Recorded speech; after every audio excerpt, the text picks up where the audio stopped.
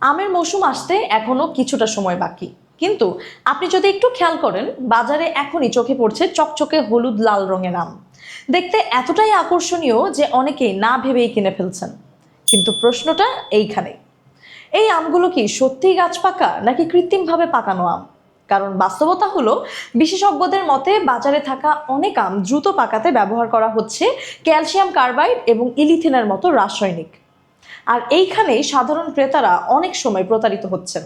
তাহলে চলুন সহজভাবে জেনে নেই আপনি কিভাবে বুঝবেন কোনটা আসল গাছ পাকা আম আর কোনটা রাসায়নিক দিয়ে পাকানো আম। প্রথমেই আসি রঙের কথায়। আপনি যখন আম হাতে নেবেন একটু ভালো করে লক্ষ্য করুন, প্রাকৃতিকভাবে পাকা আম সাধারণত একরকম ঝকঝকে হয় না। এতে সবুজ, হলুদ আর লালচে রঙের একটা মিশ্রণ থাকে, এমনকি গায়ে ছোট ছোট দাগও থাকতে পারে। কিন্তু অন্যদিকে রাসায়নিক দিয়ে পাকানো আম দেখতে অতিরিক্ত উজ্জ্বল, চকচকে আর প্রায় এক রঙেরই হয়ে থাকে। এবার একটু ঘ্রাণের দিকে আসি চলুন। আপনি যদি সত্যিকারের পাকা আমের কাছে যান, দূর থেকেই একটা মিষ্টি সুগন্ধ আপনি পাবেন, তাই না? কিন্তু রাসায়নিক দিয়ে পাকানো আমে সেই স্বাভাবিক ঘ্রাণ একদমই থাকে না।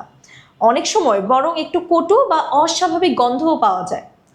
আরও সহজ পরীক্ষা করতে চাইলে আপনি করতে পারেন পানির পরীক্ষা। একটা পাত্রে পানি নেবেন, তারপর সেখানে আমগুলো রেখে দিবেন। বেশিরভাগ সময় প্রাকৃতিক আম পানিতে ডুবে যাবে, কিন্তু রাসায়নিক দিয়ে পাকানো আম অনেক ক্ষেত্রে পানির ওপর ভেসে থাকতে পারে।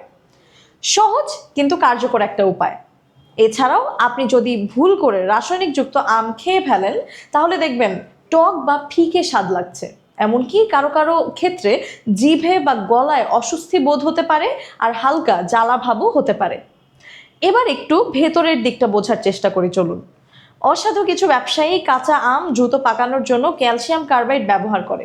এটি বাতাসের সংস্পর্শে এসে গ্যাস তৈরি করে, যা আমকে দ্রুত পাকিয়ে দেয়। আর ইলিথিন স্প্রে ব্যবহার করা হয় এর বাহ্যিক রঙের সৌন্দর্য করার জন্য বা রঙকে আকর্ষণীয় করার জন্য। বাইরে থেকে যতই সুন্দর দেখাক না কেন, ভেতরে লুকিয়ে থাকতে পারে বড় ধরনের ঝুঁকি। সবচেয়ে গুরুত্বপূর্ণ বিষয় হলো, এই রাসায়নিকযুক্ত আম শুধু স্বাদের ক্ষতি করে না, বরং দীর্ঘমেয়াদে লিভার, কিডনি এবং হজমতন্ত্রের ওপর মারাত্মক প্রভাব ফেলতে পারে। তাই শেষ কথা খুব পরিষ্কার, বাজারে আম কেনার সময় একটু সময় নিয়ে দেখুন, ঘ্রাণ নিন এবং সম্ভব হলে পরিচিত বা বিশ্বাসযোগ্য জায়গা থেকে আম কিনুন।